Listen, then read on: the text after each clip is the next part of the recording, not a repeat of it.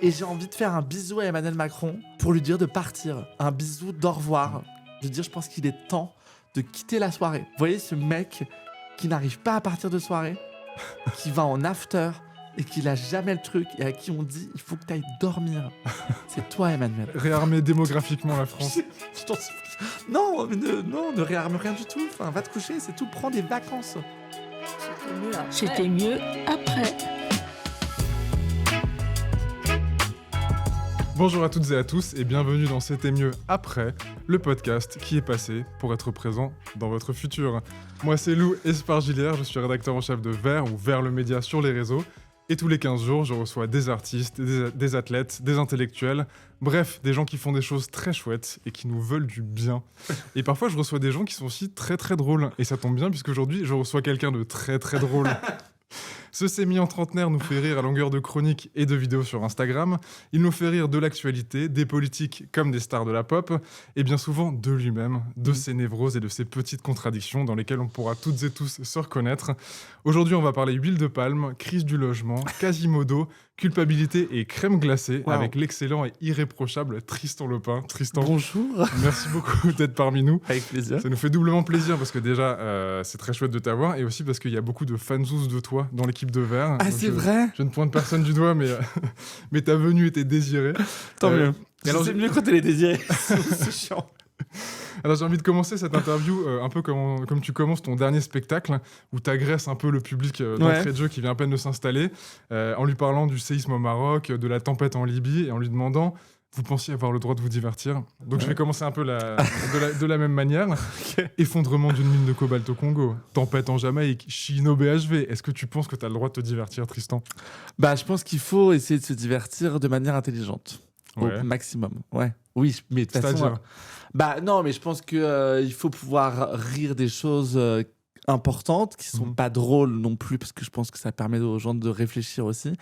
Et je pense qu'avec le monde dans lequel on vit, si on se divertit pas un peu de temps en temps, autant se foutre en l'air tout de suite, quoi.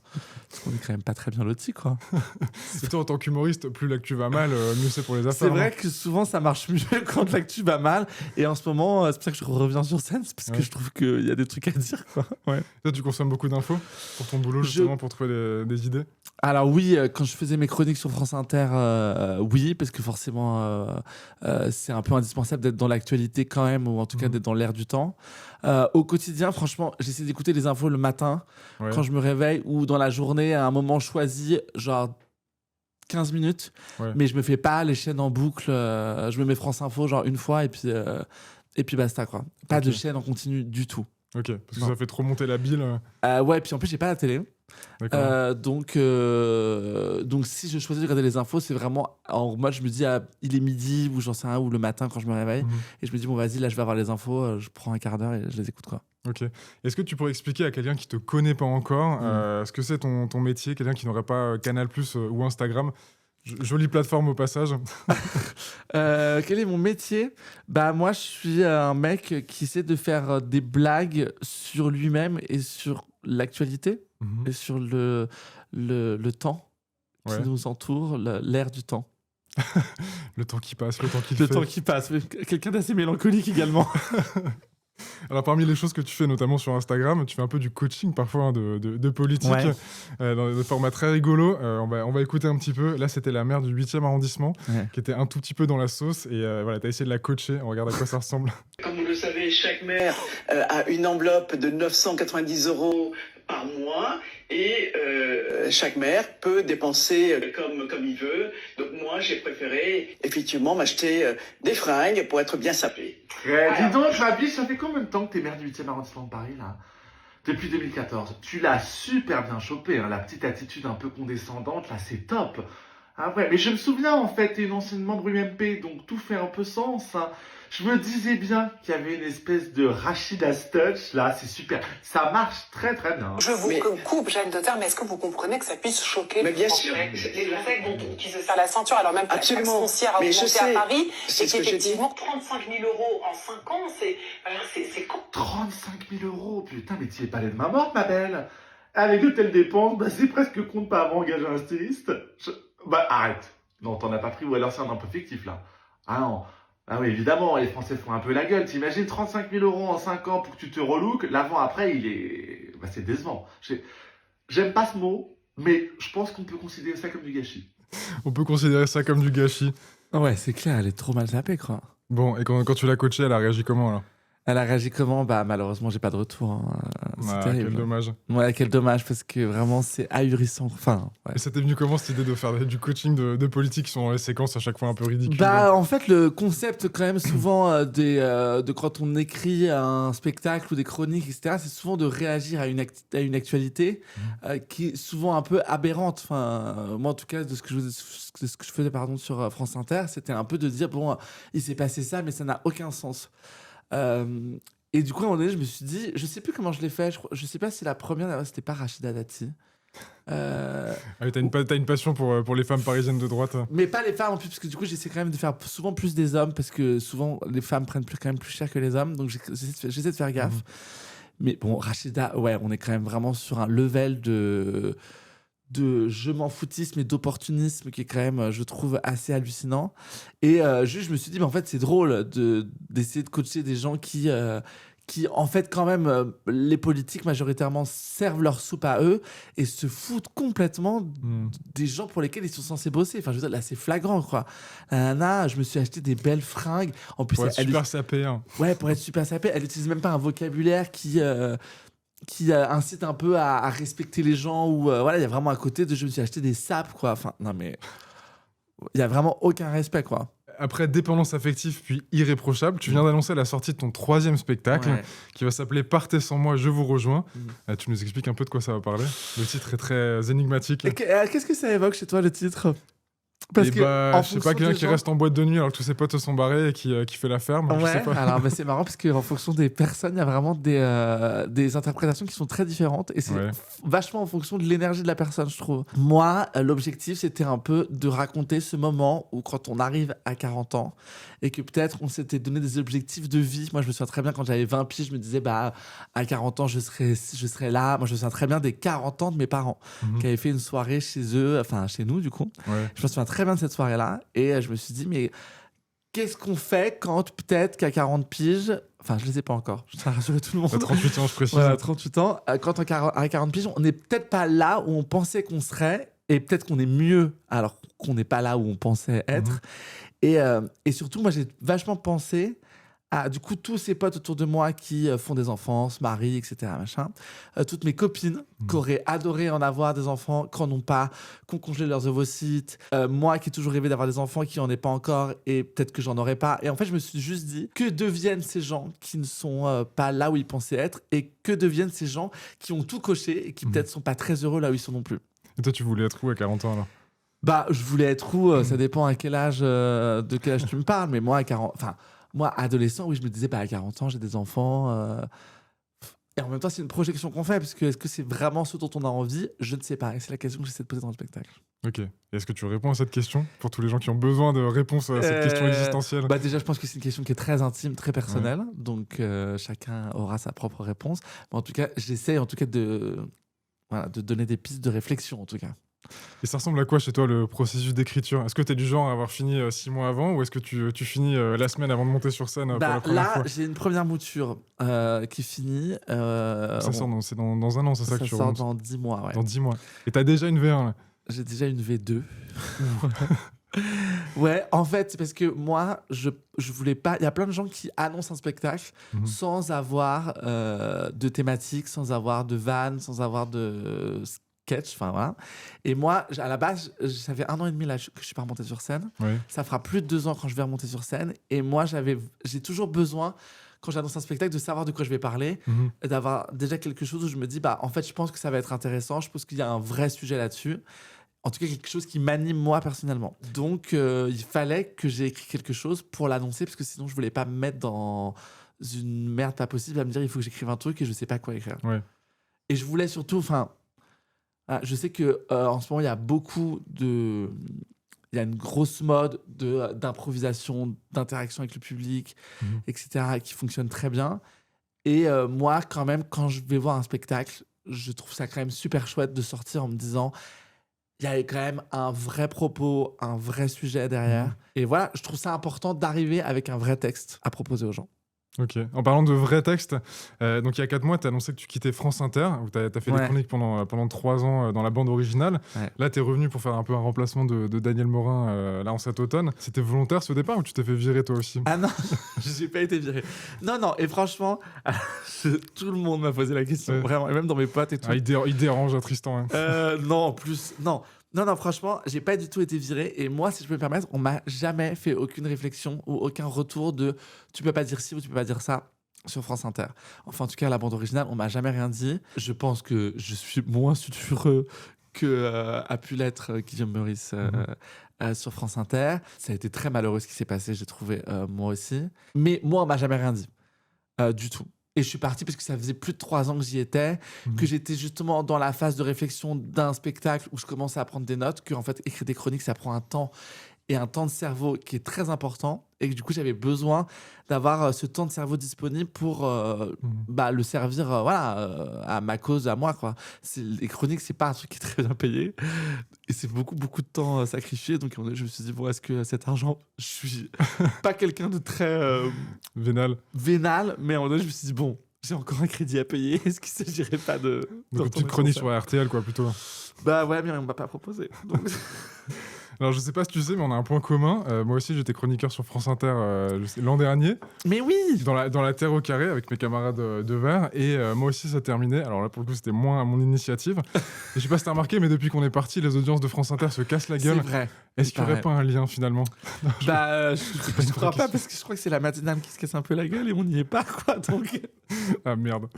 Non, mais blague à part, l'humour a de moins en moins de cases sur France Inter. On peut dire quand même qu'il est de plus en plus policé et de moins en moins politique. Toi, tu penses quoi de l'évolution justement de l'humour sur France Inter? Bah, il y a une radio de référence sur ce sujet, énormément de gens écoutent parce que notamment entre 2 infos calamiteuses, on se marre un petit peu et c'est un peu une soupape aussi. Bien sûr. C'est vrai que d'enlever ça, peut-être que ça rend la matinale parfois juste un peu irrespirable. Alors moi la matinale, j'avoue, j'écoute pas des masses. Je trouve que moi je connais plein de gens qui sont sur France Inter et que je trouve très drôle quand même.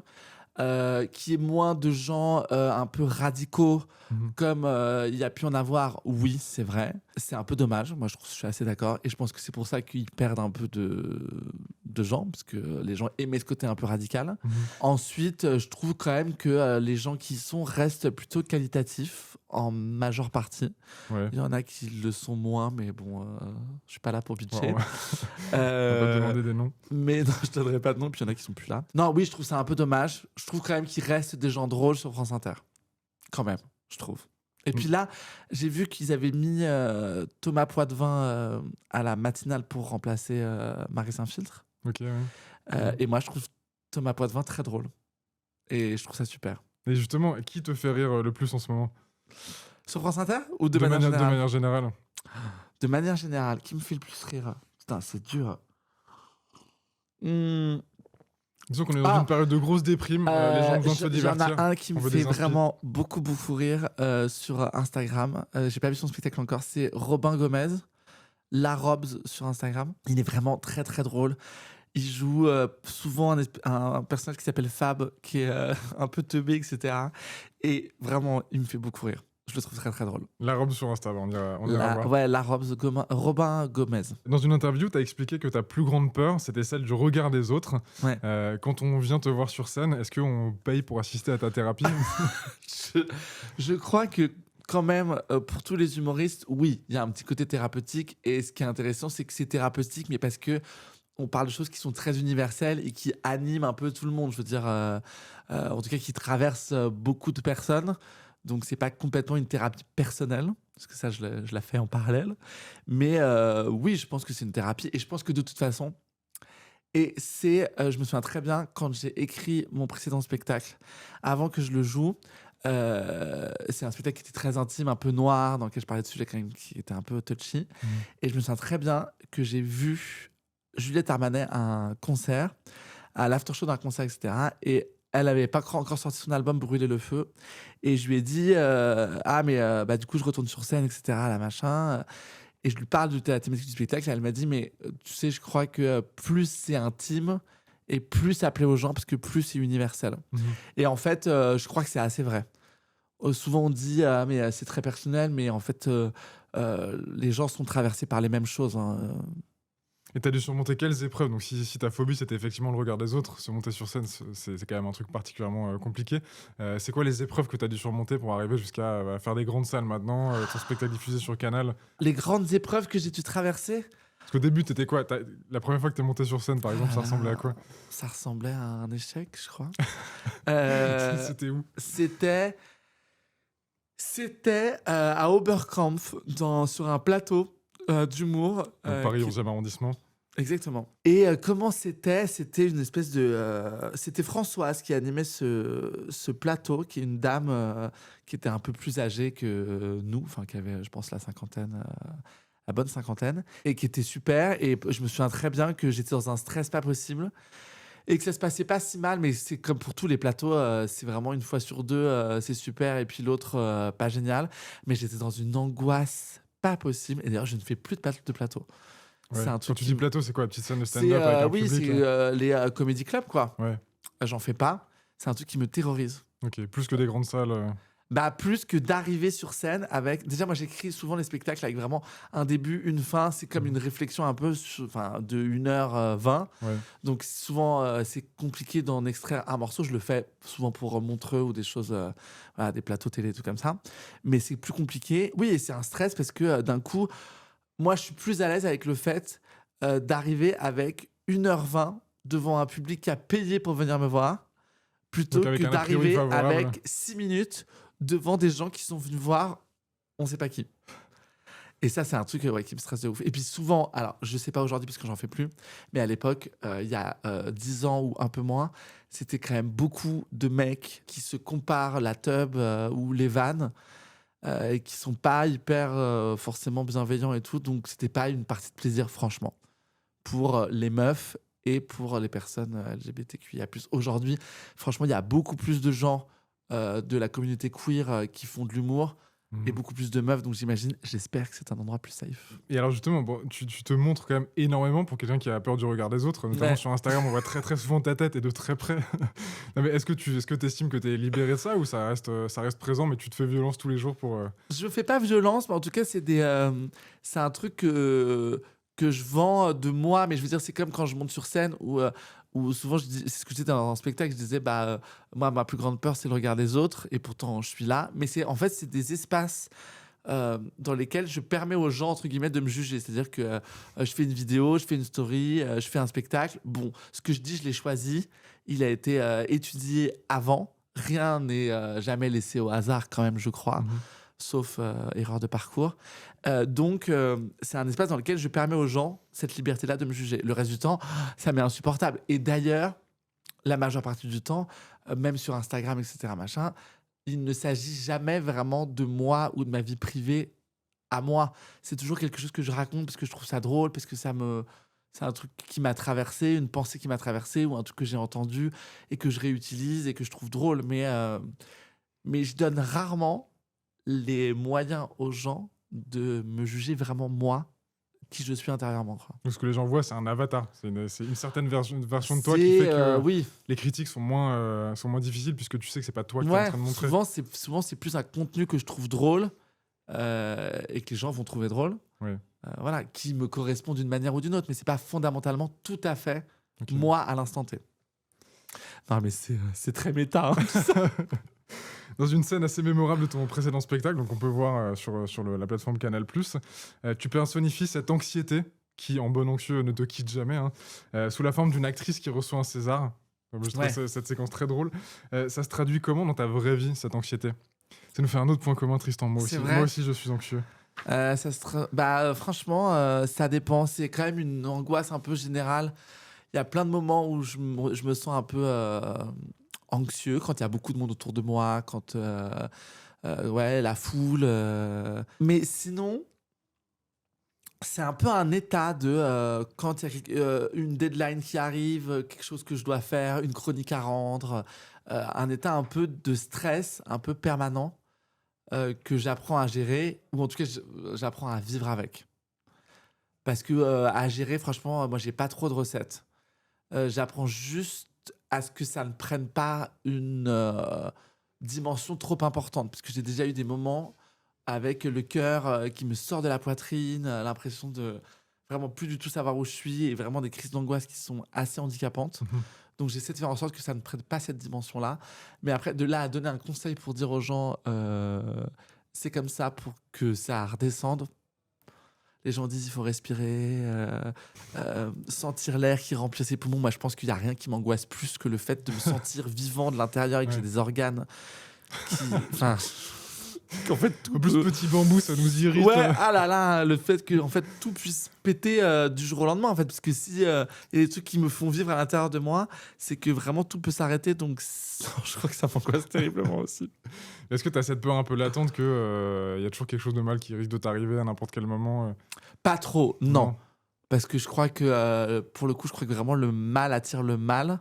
Et que si on commence à se foutre des nœuds au cerveau pour tout, ça peut rapidement arriver.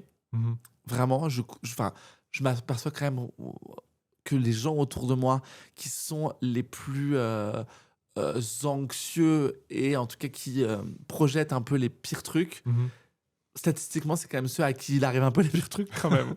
Donc j'essaie de m'épargner un peu là-dessus. Ouais, donc arrêtez de stresser, on vous dit, ça sert à rien. Là, j'ai fait une petite recherche. Donc il y a 12,5% des adultes en France qui présentent une forme d'anxiété, d'après une enquête de Santé publique France. Et on estime qu'un adulte français sur 5 vivra l'anxiété dans sa vie. Donc c'est quand même quelque chose d'assez généralisé. Ouais. Et j'imagine que voilà, nos lifestyles urbains avec des réseaux sociaux, ça n'arrange pas la situation. Non, c'est clair. Toi, à quel moment t'as compris que t'étais anxieux ? En fait, je l'ai pas compris. C'est juste qu'à un moment donné, on a commencé à parler de l'anxiété, etc. Et que je me suis dit, ah mais en fait, c'est ça que j'ai depuis tout petit, ce sentiment-là. Donc c'est là où je me suis dit, bon, en fait, c'est un truc qui me parle. Mais moi, ça a toujours été présent. Enfin, moi, je me souviens petit de me sentir pas très bien, un peu, étouffé, même dans mon corps, de me sentir un peu étriqué.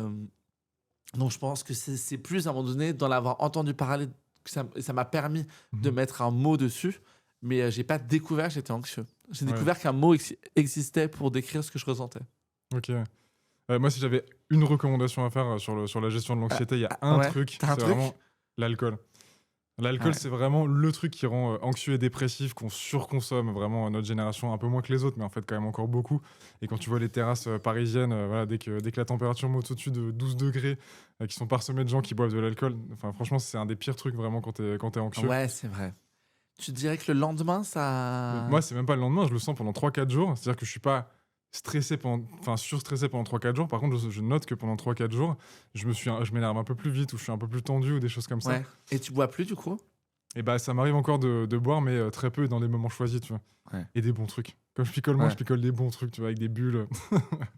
du crément bio d'Alsace. Ouais, d'accord. Du pet nat. Ah non, c'est trop snob pour moi. Mais non, mais alors... À Paris, les gens ils servent du pet nat parce qu'ils n'ont pas compris que ce qu'ils voulaient boire c'est du crément bio d'Alsace. Ça coûte le 5e du prix du champagne. C'est une collab en fait cette vidéo. Ne buvez pas d'alcool, mais si vous en buvez, allez en Alsace. Un jour j'ouvrirai un bar à bulles avec des trucs un peu meilleurs que ce qu'on sert. Putain, quel connard. Ah, le snob. C'est quoi qui te fait le plus stresser entre la montée de l'extrême droite, la crise climatique, l'IA ou la guerre ? Ce qui me fait le plus stresser... Ou Isabelle Balkany. Isabelle Balkany, non, je pense qu'elle est... c'est fini pour Isa. Enfin, vraiment, je crois qu'elle n'a plus aucun pouvoir de persuasion pour rien. Si elle en a déjà eu, donc vraiment, Isa, j'ai plus l'impression que c'est un espèce de divertissement. La crise climatique, les guerres ou la montée de l'extrême droite. Ou l'IA. Putain, la peste ou le choléra. Hein. Parce que toi, en plus, en tant qu'humoriste, t'es un peu dans la merde avec l'IA. Tu vas te faire grand remplacer par ChatGPT. Ouais, mais je crois que quand même, ce qu'on cherche en tant qu'humoriste, on cherche quand même beaucoup des gens qui incarnent quelque chose. On cherche quand même à s'identifier à des gens. Ouais. Donc, oui, j'imagine que l'IA va trouver des blagues, des trucs comme ça. Mais ça reste quand même, il faut quand même incarner quelque chose. Pour les auteurs, oui, j'imagine que ça peut être un outil. Bon...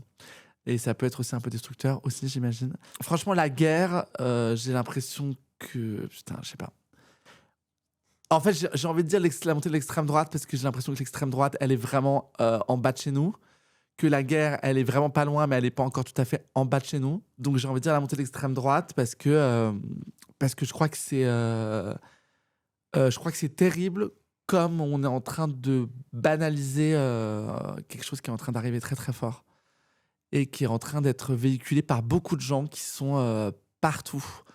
Notamment sur les réseaux et que je trouve tous les débats sont plus du tout polarisés quoi, du coup, enfin sont très polarisés justement. Il y a plus de juste milieu et de gens justement qui sont un peu là pour dire n'allons pas dans ce sens-là ou n'allons pas dans l'autre. Et parce que en fait les politiques savent que c'est ce qui plaît aux gens d'aller soit dans un sens soit dans l'autre et malheureusement on va très fort. Toi t'as déjà été la cible d'attaque de l'extrême droite? Ouais, bien sûr. Ouais. Ouais, et en fait, le problème, c'est que je suis quelqu'un d'assez privilégié à plein de niveaux, donc je peux pas parler pour des gens qui vivent là où je ne vis pas, qui ressentent des choses que je ne ressens pas, etc. Machin. Ce que je reproche beaucoup aux politiques, c'est de jouer sur des peurs légitimes de gens qui entendent des discours qui sont là pour manipuler une partie de l'électorat, qui croient à ce qui se dit, parce que évidemment c'est tout ce qu'ils ont envie d'entendre et qui malheureusement ne sont, je ne pense pas, et je ne fais pas de politique, qui je pense ne sont pas les solutions. Et je trouve ça dommage de manipuler les gens juste pour arriver à cette soif de pouvoir, quoi. Et je crois que ce qui est commun à vraiment tous les politiques, et je crois que c'est vraiment le problème aujourd'hui qui fait que les gens ne croient plus en la politique, c'est que tout le monde est là pour se servir sa soupe, pour arriver au pouvoir et pour en faire quoi. Enfin, je veux dire, on voit bien ce qui se passe avec Emmanuel Macron, c'est un espèce de désastre. Pas possible. Enfin... Si c'est pas indiscret, t'as subi quoi comme attaque de l'extrême droite? Comme attaque de l'extrême droite, des trucs de encore un islamo-gauchiste, des trucs un peu lambda, quoi. Après, j'ai déjà eu des menaces de mort, mais de l'extrême droite, pas directement de l'extrême droite ou de groupuscules d'extrême droite. Des gens qui manifestement étaient dérangés par ma liberté de penser, comme le dirait Florent. En tout cas, d'offrir aux gens la liberté d'être qui ils veulent. Et de moi, revendiquer le fait de vouloir être qui je suis pleinement sans m'excuser d'être là. Et ça a dérangé, plein de gens qui disent que ça fait chier, quoi. Oui. Donc encore en 2025, être un homme homosexuel, par exemple, c'est compliqué publiquement? Oui, moins, j'imagine, qu'à une certaine période, et heureusement. Mais tu sais, je crois que, et c'est pas forcément que chez les gens d'extrême droite, je pense que c'est un truc qui réveille plein de gens qui ont vécu dans des espèces de carcans. Et moi, je l'ai même vu dans ma famille à moi, plus ou moins proche, des gens à qui tu dis, que ça soit pour la manif pour tous, le mariage pour tous, pardon, le fait de vouloir vivre pas forcément en se mariant, et d'un coup, quand tu as souvent des gens qui disent « Ah bah oui, non mais attends... nous, à l'époque, c'était pas comme ça. » Et qui, du coup, en fait, c'est pas tellement qu'ils sont contre le fait d'évoluer et de laisser les choses un peu s'ouvrir. C'est juste qu'en fait, eux ont tellement vécu avec, j'imagine, des parents ou des aînés qui disaient « on fait pas comme ça », et qui se sont tellement dit « du coup, je vais pas le faire parce que... » que quand ils voient des gens prendre cette liberté-là alors qu'eux ne l'ont pas prise, en fait, ils se disent « Pourquoi est-ce que vous autoriseriez à faire ça alors que moi, je l'ai pas fait ?» Et moi, je me souviens très bien d'avoir eu des conversations en disant « Mais en fait, c'est pas parce que toi, tu t'es pas donné cette liberté-là que tu es obligé de l'interdire aux autres, en fait. » Il y a des gens qui sont en train de se libérer de ça. Ça prend du temps, ça prend du courage. Donc peut-être, dis-leur que c'est super et dis-leur peut-être que toi, tu es en train de capter que tu aurais pu le faire et que tu n'as pas eu le courage de le faire.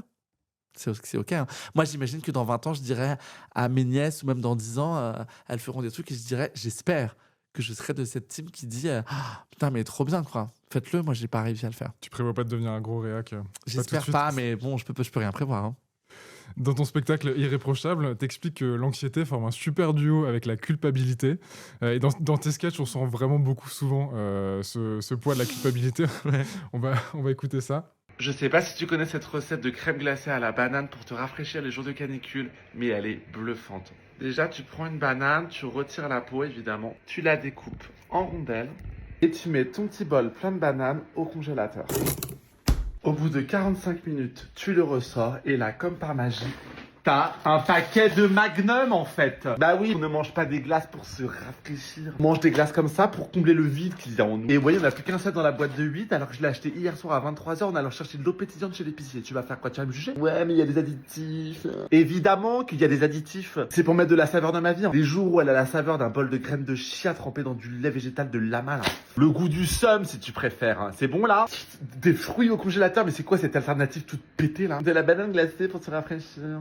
Juste une question là. Quand vous avez envie de ken, vous êtes nombreux comme ça à juste sucer des concombres? Il y a un truc dans le geste, ça je dis pas, mais enfin la démarche est quand même super différente, non? Si on a envie d'avoir des conseils non sollicités, genre bah t'as faim pour le goûter, mange une pomme. On appelle nos darons. Allô maman, ouais dis-moi tu peux me donner un conseil sain pour le goûter alors que j'ai envie d'éclater un paquet de granola en entier? Top, merci beaucoup, j'ai prévu de ne pas du tout l'appliquer. T'as cru que c'était un téléphone? Allez vas-y, acteur studio. En plus cette manière de parler comme ça, toute calme, comme si on était des enfants à éduquer. Tu prends une banane, tu retires la peau. Je suis le premier de la classe. Et toi, tu fermes ta gueule. C'est chaud, moi, je sais pas ce que j'ai. Peut-être que j'arrête le sucre en fait. Tu te sens souvent coupable, Tristan? Ouais, je me sens souvent coupable. Je me sens souvent coupable. Les réseaux n'aident pas, notamment ces personnes qui parlent aux gens comme à des demeurés de manière hyper calme, comme si on devait tous calmer nos émotions. Ça me rend ouf, vraiment. Ces gens-là m'insupportent, quoi. Ce côté de je vous ai pas raconté ma journée. Aujourd'hui, j'ai pris un petit matcha. Ah, putain. Mais vraiment, ça me rend ouf. Je pourrais péter mon téléphone.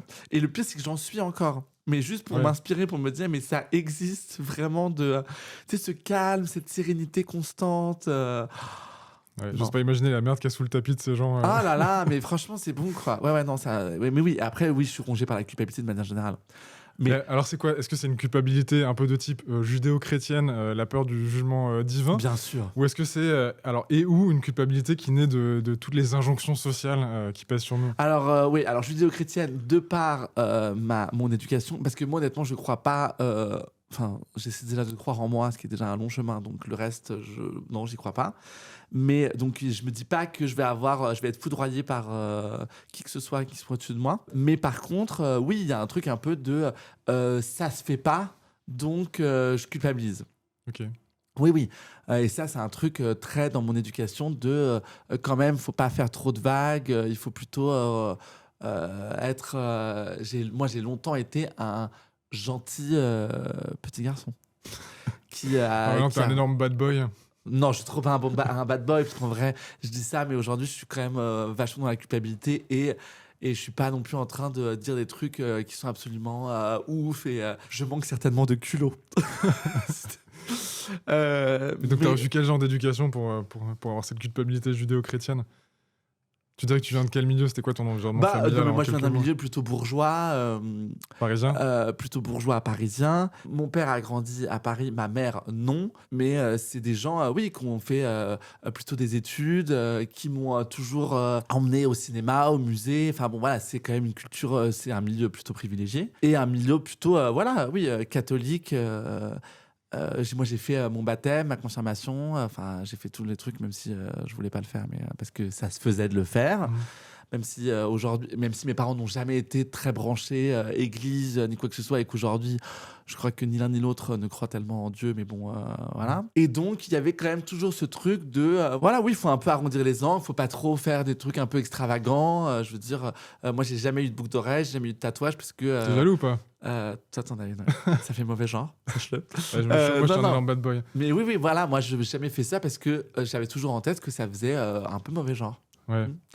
Et en l'occurrence, maintenant, tous les mecs avec lesquels je me suis mis, ou tous les mecs sur lesquels j'ai eu des crushs pas possibles, etc., mais c'était des putains de mecs qui ne cochaient absolument aucune case. Certainement, justement, pour dire à mes parents, regarde avec qui je me fous, quoi. Genre, vous avez trop le seum, quoi. Et des tatouages de larmes de sang sur les yeux. Non, peut-être pas, mais bon, oui, enfin, il y a des mecs sur lesquels j'ai eu des crushs qui étaient là. Je savais que je les présenterais à mes parents, ça passerait pas de ouf.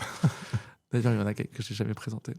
Et est-ce que le fait justement d'être un homme homosexuel avec cette éducation un peu judéo-chrétienne, ça a été une forme de culpabilité supplémentaire, ou est-ce que ça, c'est un truc que tu as toujours réussi à dissocier? Non, franchement, pas tellement, parce que du coup, du fait d'avoir quand même une éducation et d'être un peu le genre idéal, tu vois, moi, quand j'étais ado, j'avais plein de mes copines, quand on sortait, mais toute leur daronne, elle disait « Ah, mais tu sors avec Tristan? Ah bon, bah c'est bon. » Genre, il y a pas de sujet, il y a pas de souci, etc. Okay. Et même tous les mecs que j'ai eus, les parents, je suis une espèce de sécurité de ouf, parce que... je présente plutôt bien. Je viens avec un bouquet de fleurs. Ouais, oui, enfin, ouais, je veux dire, j'ai plutôt. Déjà, je suis blanc. Je viens d'un milieu plutôt bourgeois. Je parle bien. Je fais des jolies phrases. Je dis bonjour madame. Je dis bonjour monsieur. Bon, donc a priori, non, je suis pas un bad boy. Voilà, mais j'aurais adoré. Hein. Mais oui, je pense que je suis plutôt sécurisant. On a parlé de la culpabilité un peu judéo-chrétienne. Il y a aussi donc, toutes les injonctions sociales qui pèsent sur nous et qui sont souvent des injonctions un peu impossibles. Alors, dans ton livre, parce que j'ai vraiment relu les classiques, Ma psy préfère mon ex. Ouais, ça date. Hein. Excellent titre. Tu dis... tu c'est parles vrai d'un que mec... c'est un bon titre. Le titre est très bon. Ouais, surtout que ta psy n'est pas dans ce livre, mais je spoil. Tu parles d'un mec beau, drôle, intelligent, propriétaire à 24 ans. J'ai envie de les flinguer, ces gens-là. Propriétaire à 24 ans, c'est vrai que j'ai envie de les flinguer parce que ça n'existe pas. Mais ça aussi, c'est un peu une injonction qui est impossible aujourd'hui, devenir propriétaire et jeune propriétaire dans les grandes villes. J'ai fait aussi mes petites recherches. Entre la génération de nos parents et la nôtre, le prix du mètre carré en France a été multiplié par 2 en euros constants et par 3 à Paris. Donc ça, c'est en euros corrigés de l'inflation. Si tu corriges pas de l'inflation, c'est x3 et x5. Donc en fait, le prix du mètre carré, il a fait x5 à Paris entre le moment où nos parents avaient potentiellement les moyens d'acheter et notre génération. Ça encore, c'est une injonction qui est impossible. Comment on fait ? Ouais, c'est une injonction qui est impossible, mais j'ai pas l'impression... Enfin, moi, je le faisais pas comme une injonction... Enfin, si. Ouais, c'est une injonction. Si, et même moi, d'ailleurs, c'est quelque chose dont il faut faire le deuil, ce truc de ne pas avoir la même vie ou les mêmes appartements que... Enfin, le même appartement que mes parents. D'ailleurs, mes parents ne sont pas propriétaires de leur appartement à Paris. Ils ont fait... Parce que ça n'a jamais été bon marché non plus, enfin, en tout cas... Non, mais je veux dire, pour le coup, moi, dans Paris, moi, j'ai fait mes études à Paris, etc., machin. Dans le lycée que je fréquentais ou le collège que je fréquentais, il y avait plein de gens qui étaient très aisés et dont les parents étaient propriétaires. Moi, les miens ne le sont pas. Donc, tu vois, quand je dis bourgeois, il y avait quand même bien au-dessus que nous. Enfin, il y a bien au-dessus que nous. Mais oui, c'est sûr que moi, je vois, on était 3 enfants. Mes parents ont un appartement dont ils sont locataires et dans lequel on a grandi, qui était un appartement relativement grand on avait chacun notre chambre, etc.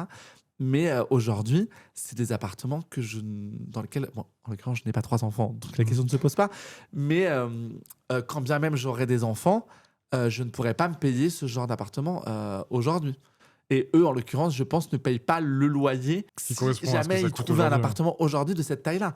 Oui, parce que moi, j'ai parlé d'acheter, mais c'est pareil pour la location. En fait, si aujourd'hui on veut avoir une famille dans les centres-villes à nos générations, même en location, ça devient quasiment impossible. Bah oui, parce que même moi, là, je cherche à bouger pour avoir un appartement plus grand. Et franchement, il y a des...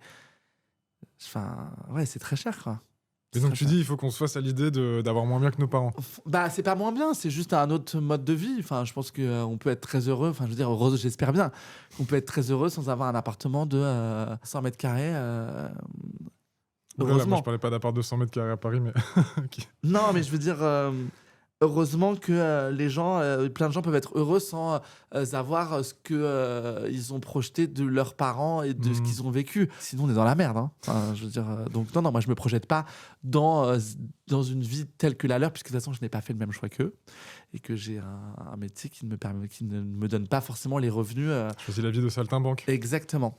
Donc, je fais avec ce que j'ai et ça me rend bien plus heureux, j'imagine, à plein d'autres endroits aussi. C'est juste des choix de vie.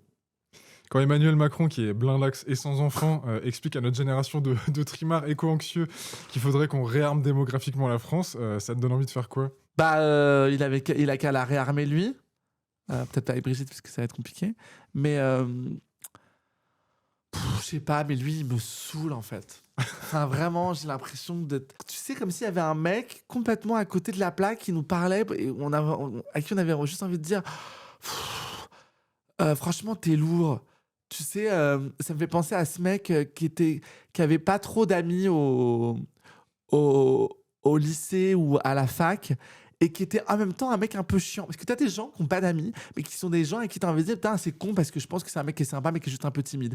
Et là, c'est vraiment le mec qui a pas trop d'amis, mais en même temps, t'es là, franchement, t'es trop relou, donc je crois que personne n'a envie d'être trop ami avec toi. Et tu dis que des trucs qui sont un peu cons ou qui n'ont pas trop de sens. Et Emmanuel Macron, quand je l'écoute, vraiment, il y a des moments où je me dis, waouh, la flemme, mec. Enfin, vraiment, la flemme, c'est réarmer. Ouais, ok, très Dans bien. ce spectacle, tu dis que t'as un peu envie de le serrer quand même. Oui, bah, j'ai un peu envie de le serrer parce que tu sais, comme tous ces mecs un peu de droite que tu as envie de serrer parce que c'est des mecs qui ont l'air un peu imblairables. J'ai déjà eu des potes meufs qui me disaient, ah, mais j'aimerais trop coucher avec un des fils Sarkozy. Tu vois ce que je veux dire?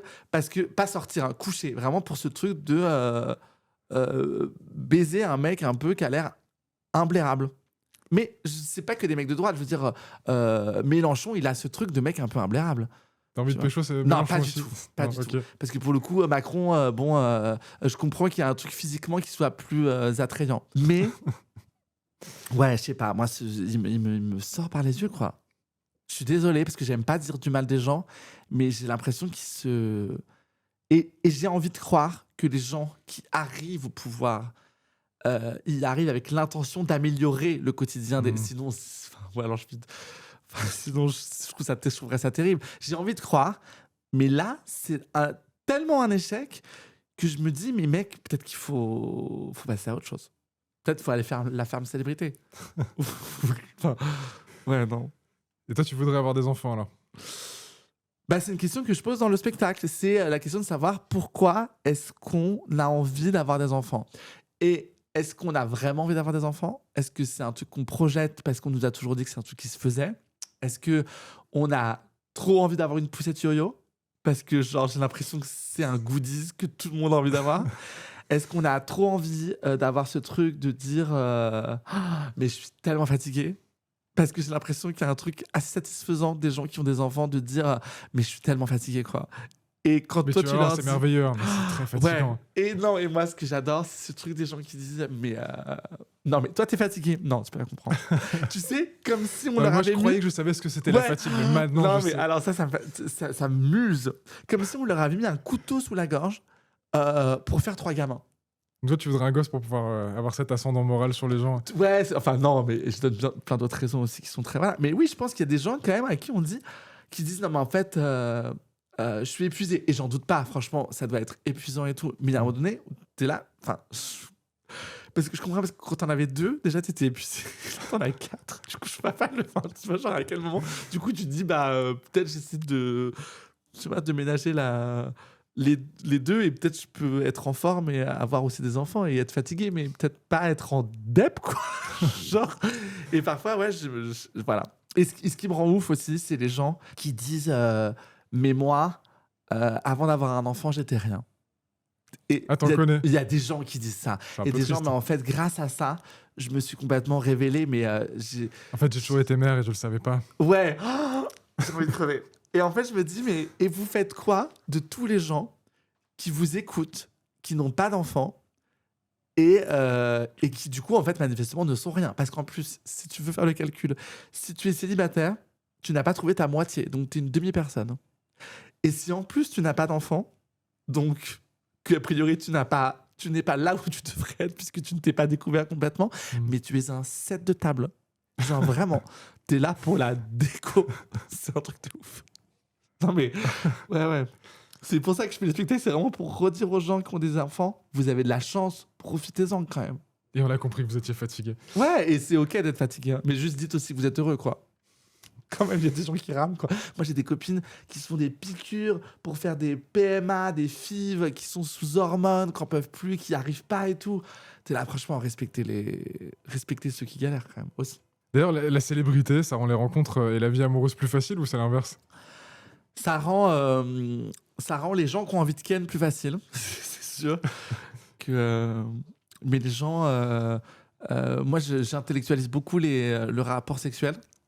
D'accord. Donc j'ai du mal à avoir des rapports sexuels un peu comme ça avec quelqu'un que je connaîtrais pas bien ou quelqu'un pour lequel j'aurais pas de désir un peu qui m'aurait pas stimulé intellectuellement. Ça m'est arrivé très peu de fois d'aller en soirée, de rouler des pelles à un mec et de rentrer et juste de coucher avec, quoi.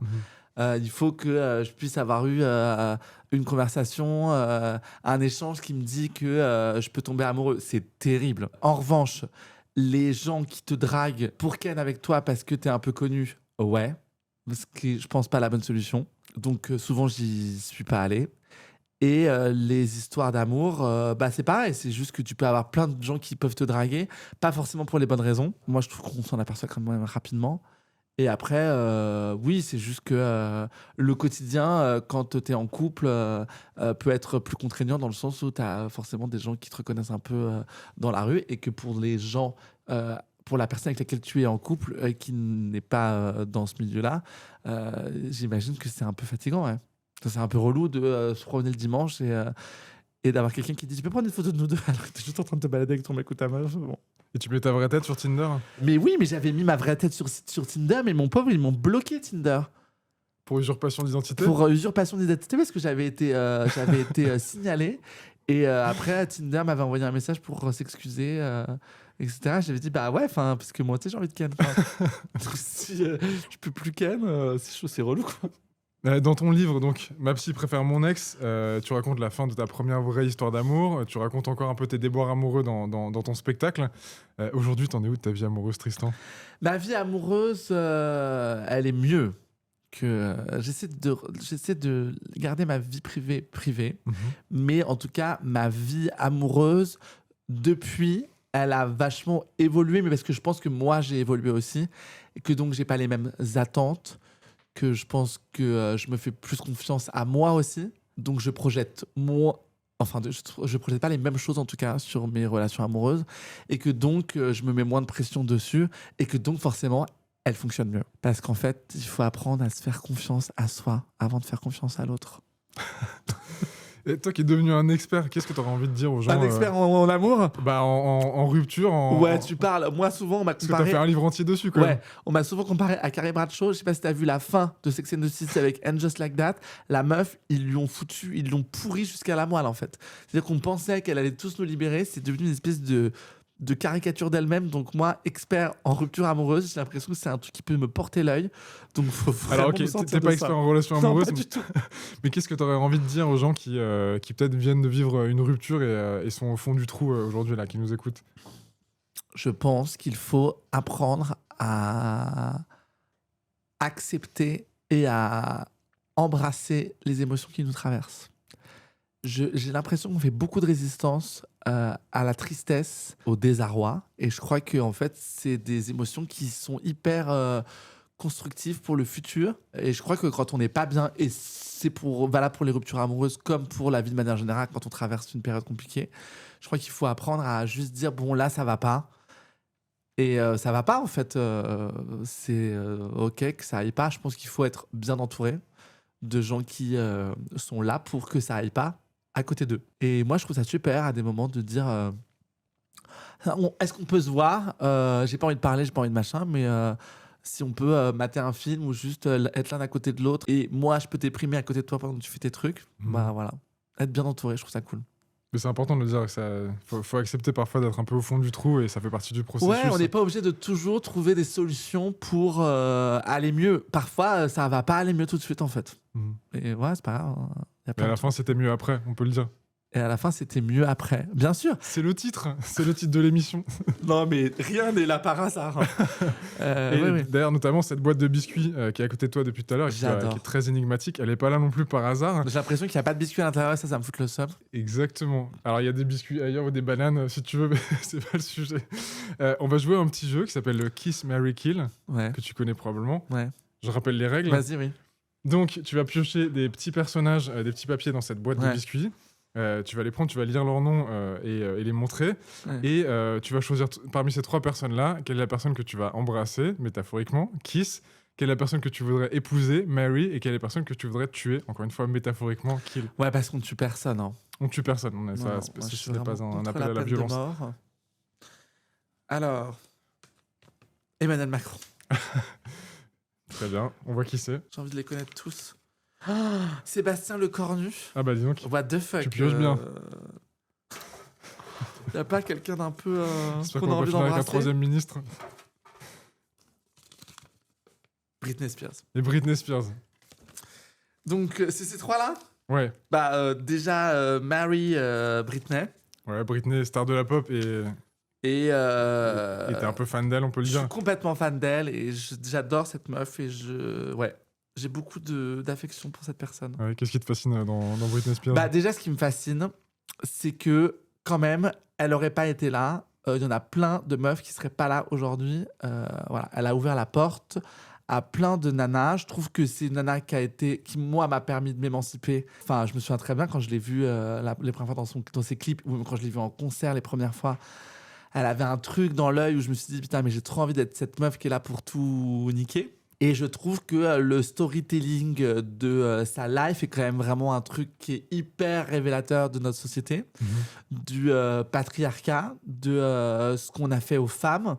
Alors que c'était une nana qui voulait faire de la musique, qui a initié le fait d'aller dans les centres commerciaux pour aller à la rencontre du public, pour vendre son truc, etc. Machin, et qu'en fait, elle a été complètement matrixée par un système qui l'a utilisé, alors que toutes les premières années où ça a cartonné, etc., c'était vraiment elle qui était à l'initiative de tout, du clip, de Baby One More Time, c'est elle qui disait on devrait faire un truc dans une école.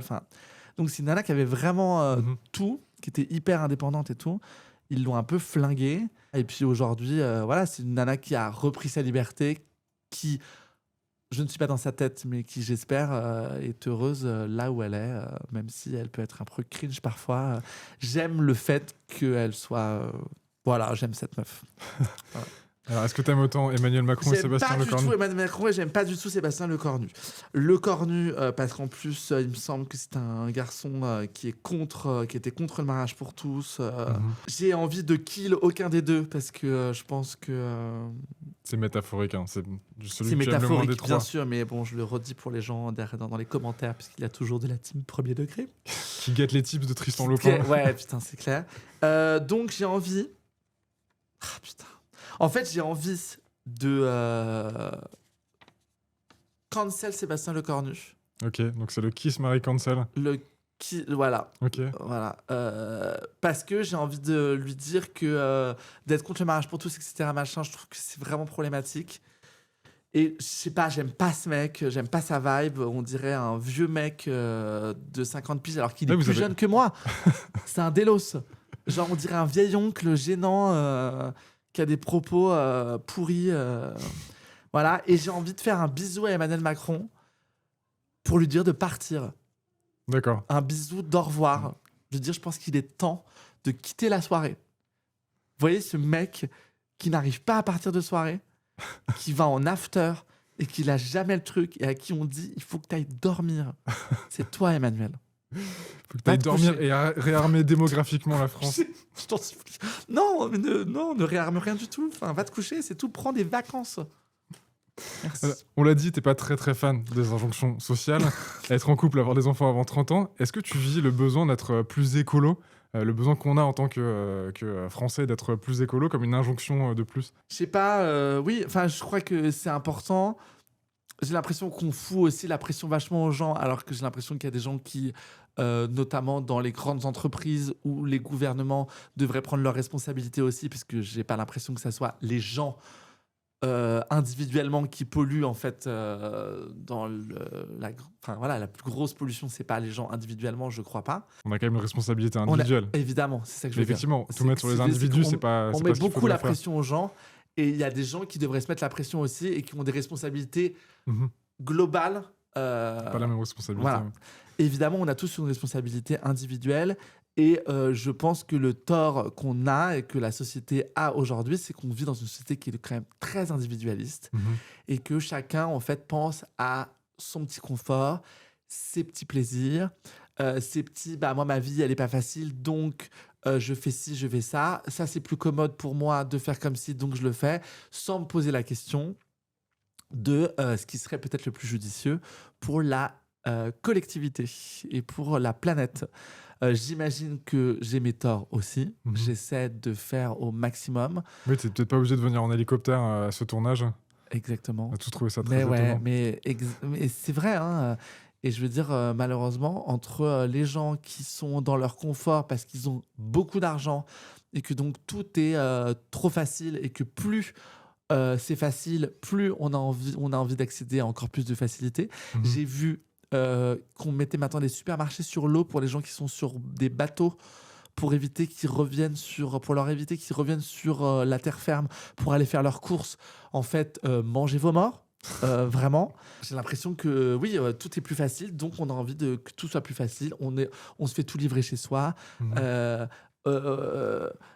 truc de, je veux dire, Chine au BHV. Enfin, moi j'entends la réaction des gens qui disent que on n'a pas les moyens de s'acheter des trucs chers.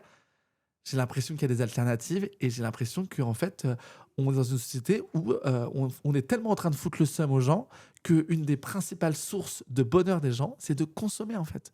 Moi, je vois des gens qui sont qui ont certainement pas beaucoup de revenus, etc., qui font des contenus sur Instagram pour raconter qu'ils sont allés dans des grandes surfaces pas chères, genre Action, etc., pour s'acheter que des merdes. Parce qu'ils kiffent, ça leur apporte une source de plaisir. Et franchement, j'entends que consommer, ça apporte... Voilà, mais je pense que...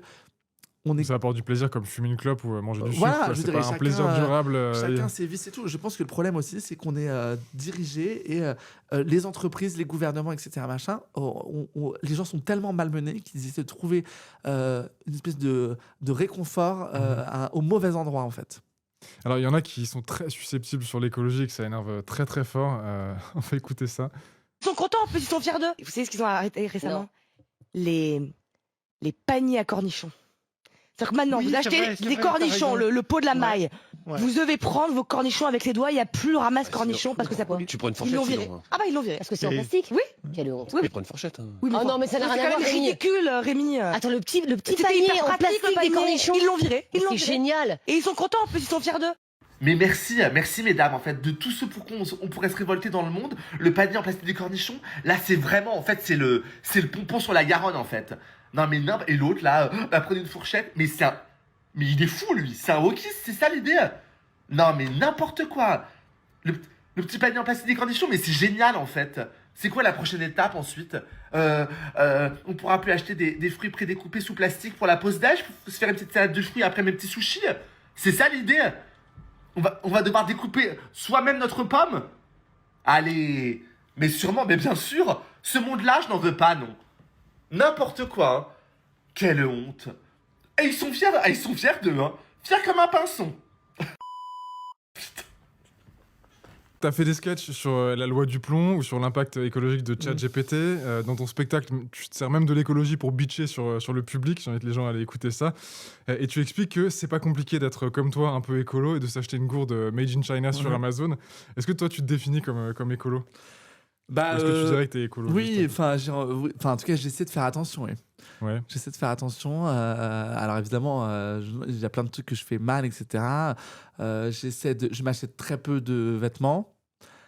Par exemple, je vais dans des fripes. Genre ça vient d'une fripe. Mon jean aussi. Et les deux vestes avec lesquelles je suis venu, ça vient d'une fripe.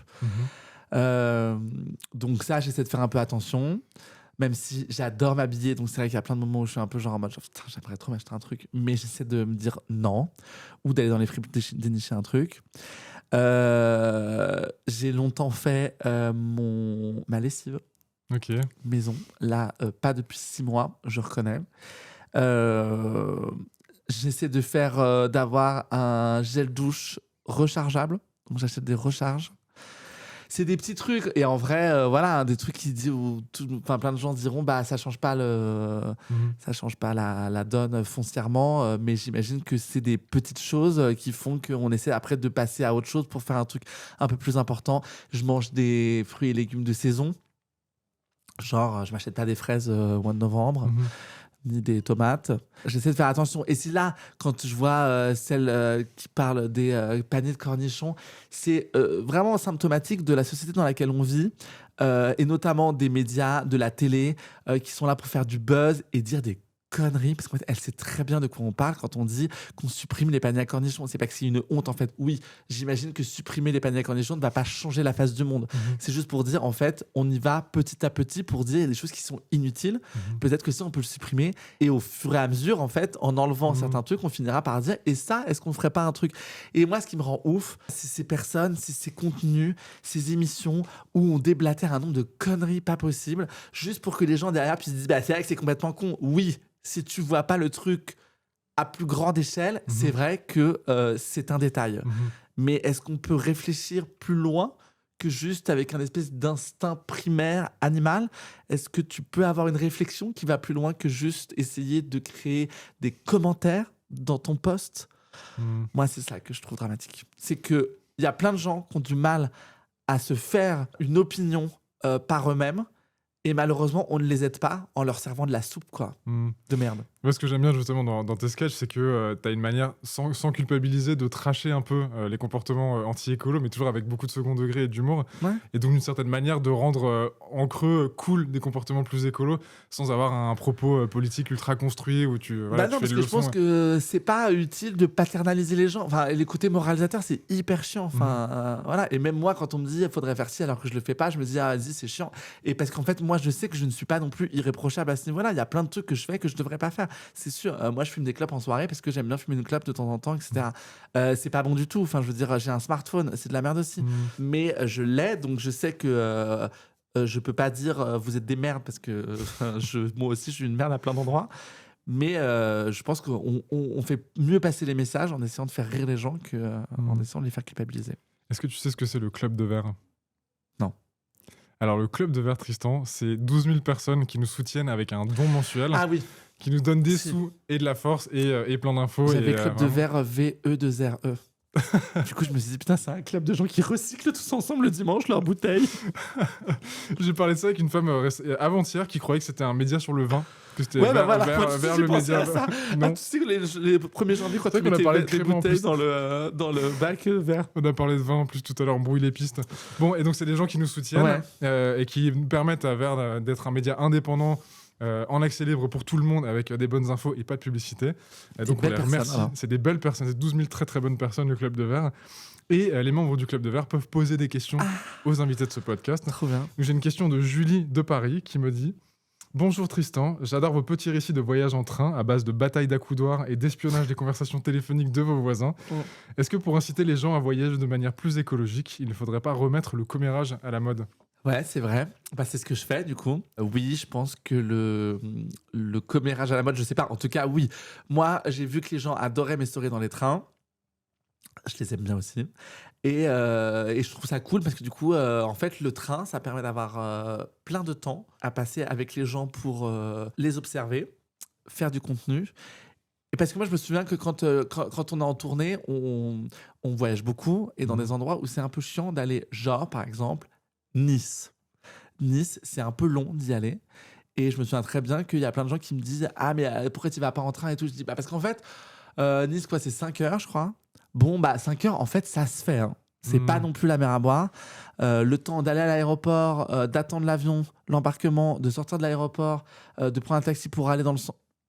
En fait, je sais pas si on gagne beaucoup. Et du coup, je me dis que c'était un bon moyen aussi de faire la promo du train. Tout en sachant qu'évidemment, le train et la SNCF sont parfois fourbes et peuvent nous faire de mauvaises surprises. Mais voilà. Et puis, de toute façon, j'ai peur de l'avion.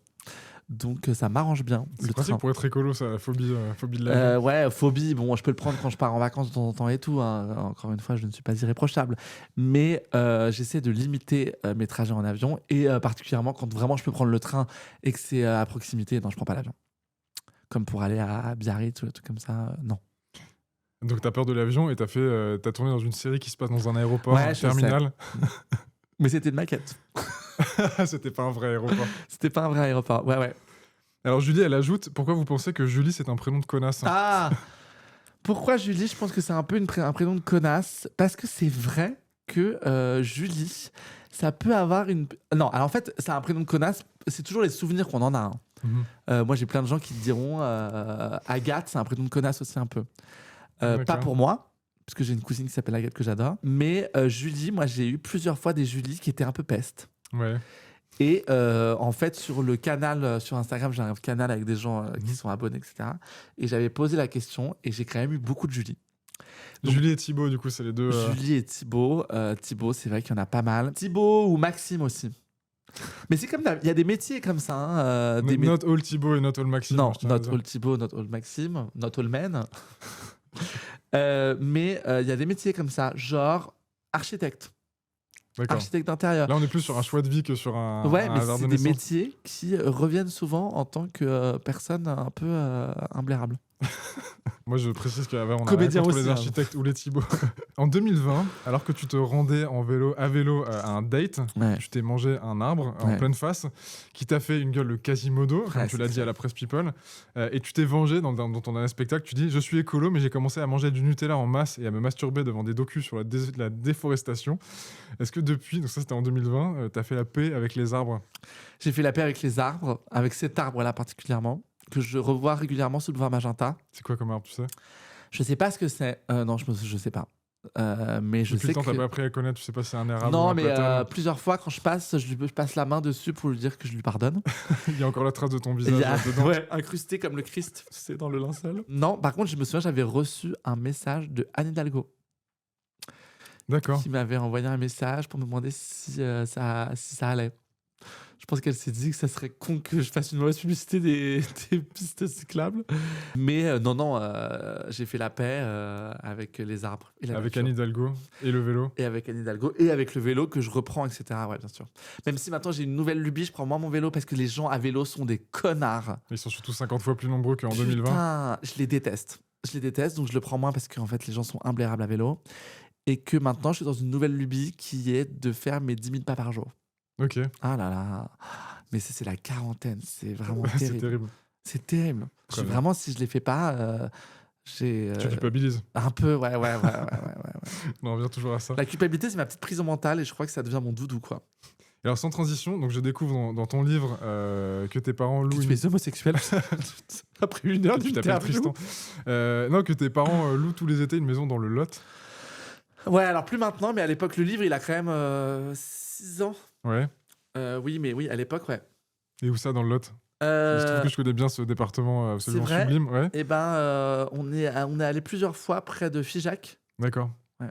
C'est beau là-bas. C'est très beau. J'adore cette région, c'est très beau, les gens sont gentils, on y mange bien. Bon, faut pas dire trop fort parce que moi j'ai toujours peur que les Parisiens débarquent en masse. Mais les Parisiens sont et viennent partout. rendre cette région trop touristique. Ouais. Donc voilà, c'est le meilleur endroit du monde, mais s'il vous plaît, si vous pouvez rester à Oui, Paris. mais en fait, les gens, j'ai l'impression que les Parisiens et les gens de manière générale, ils aiment mieux aller à la mer. Genre Côte Basque ou la côte méditerranéenne. Ouais. Ils sont trop snobs, les Parisiens, pour le Lot. Non, parce que pour le coup, je pense qu'il y a beaucoup de Parisiens dans le Lot. Enfin, moi, tous les gens que je connais qui ont une maison dans le Lot, c'est quand même des Parisiens. Mais les gens aiment bien aller à la mer, quoi. C'est quoi tes plaisirs coupables? Mes plaisirs coupables, c'est clairement de manger alors plus du Nutella, j'en mange plus trop. Mes plaisirs coupables, tu veux dire écologiquement? Ouais, ou pas forcément, ou nutritionnellement? Nutritionnellement, j'ai une passion pour le sucre. Ouais. C'est vraiment un problème, c'est que je peux éclater un paquet de Delichoc, mais en 10 minutes, quoi. C'est terrible, c'est vraiment un truc, et c'est une drogue, c'est que une fois que je le démarre, je vois pas du tout l'intérêt d'en laisser, quoi. Ouais, je connais ça. J'ai eu ça quand j'étais plus jeune avec le Nutella. Et je pouvais dégommer des pots de Nutella en one shot quand j'étais adolescent. Et je vois très bien le sentiment de vide que tu n'arrives pas à remplir. Et c'est comme aussi les tartes de chez Picard sucrées, qui sont vraiment trop sucrées, où ils disent c'est pour 4-6 personnes, mais c'est une espèce d'entourloupe pas possible. Moi, je l'éclate à tel point c'est en 4-6 minutes quoi, que tu dégommes. Et à tel point que moi, j'ai déjà eu des trucs où je me suis dit, je l'achète, bon, c'est une grosse tarte, je vais en laisser à mon mec. Donc genre, tu manges la moitié. Tu te dis, bon, je laisse la moitié à mon mec. Après, tu te dis, vas-y, et tout, j'en mange un peu. Et en fait, tu finis avec une espèce de part comme as. Et je me dis, et en fait, je finis par la finir et aller descendre la boîte en carton dans la poubelle pour pas que mon mec voit que j'en ai mangé une, parce qu'il va se dire que je suis un malade, quoi. Et comme ça, il sait pas, il n'y a pas de trace, je l'ai pas fait. J'espère qu'il écoutera pas ce podcast du coup. Mais il le sait, je lui ai déjà dit. Ah, merde. Alors, Tristan, on a besoin de gens comme toi dans la période actuelle qui imaginent des futurs possibles ou imaginaires complètement. Donc, on va faire un exercice. On va fermer les yeux. On va imaginer qu'on est en 2050. En 2050 En 2050. J'aurai 63 ans. Ah non, on va pas What commencer the comme ça. On va essayer d'imaginer un futur désirable. Donc, imaginons, on est en 2050, le monde a évolué Ouais. dans un sens plutôt positif. Où est-ce que t'es? Qu'est-ce qui se passe? Il y a quoi autour de toi? Bah, il y a quoi autour de moi? J'espère qu'il y a une prise de conscience collective et on consomme un peu tous différemment. Une prise de conscience mondiale qui ferait que les gens arriveraient à mieux vivre, mieux faire du commerce avec un truc plus de proximité, peut-être. Ou peut-être qu'en 25 ans, du coup 2005... Ah non, pas du tout. On est en Ouais, dans combien là? 25 ans, ouais. Ouais, Dans ça. 25 ans, putain, on est en combien? T'es complètement à la ramasse.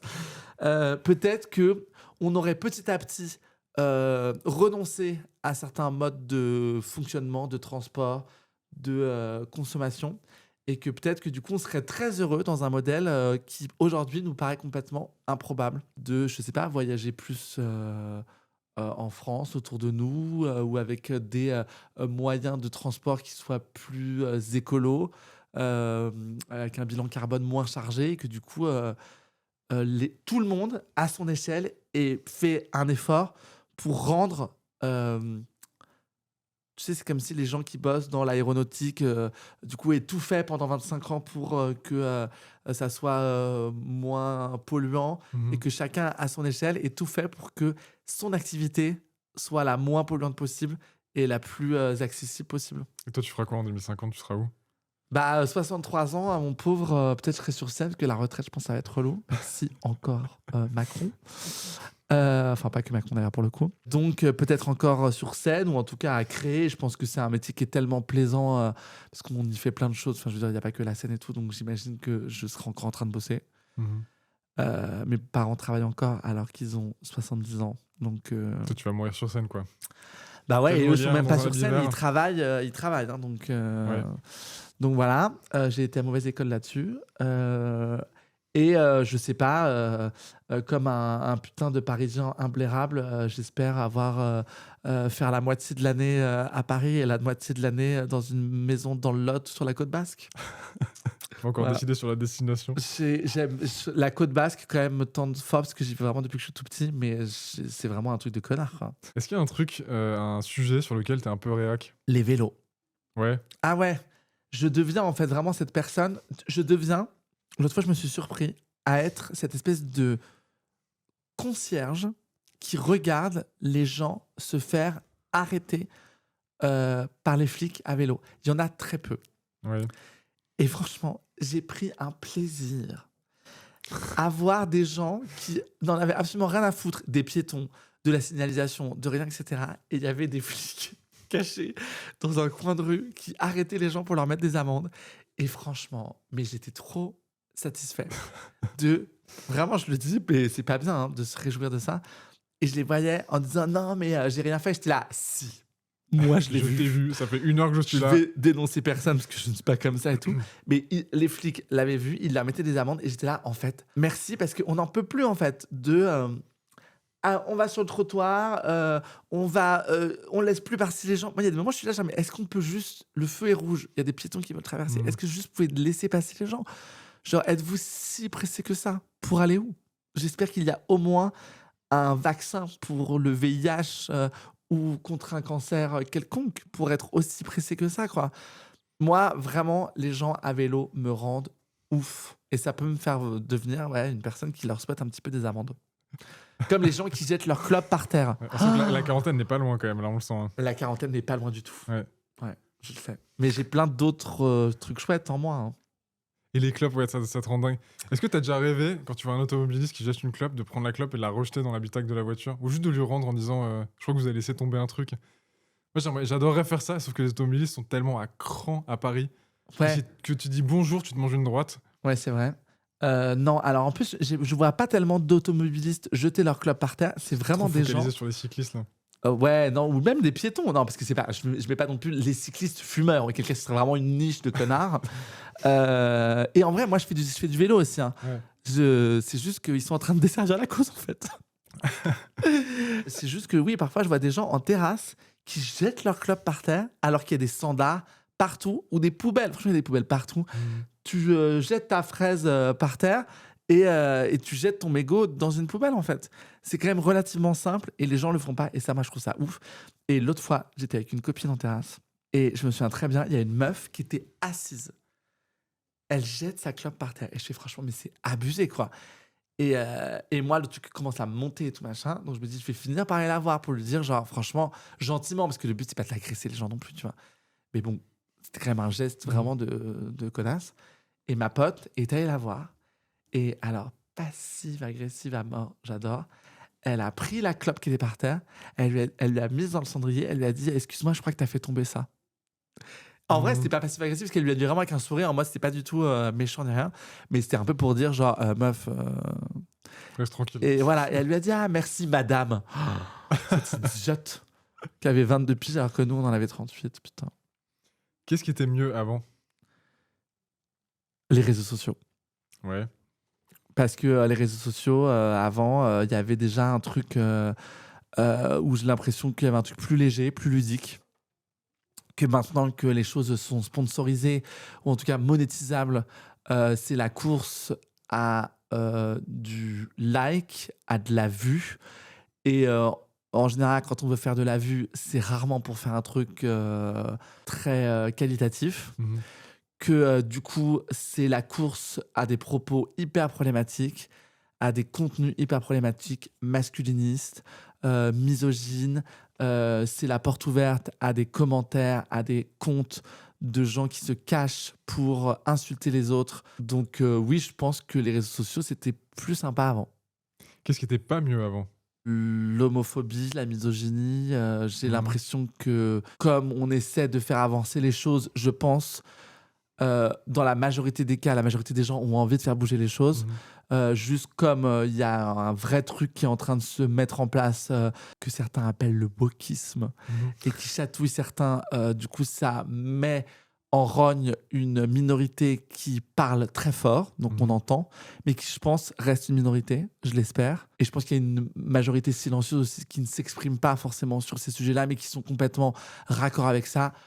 J'entends par exemple mes parents qui sont des gens de 70 ans, par exemple, qui donc ne vont pas aller manifester spécialement contre les violences faites aux femmes, etc., quoique ça a pu leur arriver, mais qui par contre peuvent être des gens qui sont très au fait et très OK avec, je sais pas, la représentation des personnes trans. Ou moi, je me souviens très bien d'avoir vu ce documentaire qui s'appelle Petite fille, sur une petite fille trans, et qui était hyper touchante, qui était sur Arte, je me souviens très bien, et je me souviens très bien d'avoir appelé mon père, et d'avoir dit, il y a ça sur Arte si vous voulez le regarder, etc. Il me dit, ah mais oui, on l'a déjà vu. Et je me suis dit, bah c'est super, mes parents font partie de ces gens-là qui ne sont pas des gens qui se font entendre, mais qui sont quand même d'accord avec plein de choses, qui sont contre tout un tas de mouvements hyper radicaux, anti-droit de plein de gens. Et donc j'estime quand même qu'on est quand même mieux lotis qu'avant, je l'espère, et j'espère que ça va aller de mieux en mieux.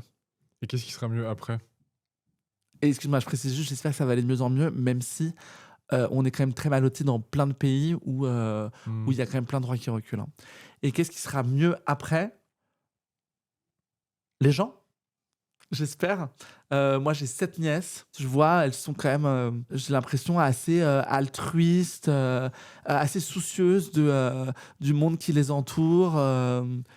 Certainement aussi sensibilisées par leurs parents, leur entourage, évidemment. Donc, j'ai envie de croire que les générations futures seront mieux que celles d'avant ou que les nôtres, sur plein de sujets. Eh ben écoute, j'ai envie de dire amen à ça. Ouais. Tristan, merci infiniment d'être venu aujourd'hui et d'avoir régalé notre équipe de fans. J'espère que j'ai régalé tout le monde. Je voudrais remercier toute l'équipe qui m'a aidé à préparer cet entretien. Donc, Colline Vigo qui a préparé cet entretien avec moi, Arnaud Huc, Elisa Drian à la réalisation, Julie Lelièvre, Margot Desmond et Monsef Arbadji à la diffusion. Merci encore infiniment au club, ces 12 000 belles personnes qui nous permettent de faire ce podcast et tout un tas d'autres choses au quotidien de manière gratuite pour tout le monde, sans publicité, sans trucs bizarres. Si vous voulez nous soutenir et pouvoir poser vos questions, allez sur Vert, www.vert.eco, et vous trouverez un bouton pour rejoindre le club. Et pour ne rater aucun épisode, suivez-nous sur la plateforme sur laquelle vous nous écoutez, cliquez sur la cloche s'il y a une cloche, et on se retrouve dans 2 semaines pour un entretien avec un nouvel invité de de qualité. Peut-être pas J'espère. de la qualité de Tristan Lopin, Bah, une autre qualité, mais d'une autre qualité. il en faut d'autres. Merci Tristan. Avec plaisir, À merci bientôt. beaucoup. C'était mieux avant. Non, c'était mieux après. Après. Oh, je sais pas ce qu'il fallait dire. Bon, alors tu effaces. C'était mieux après.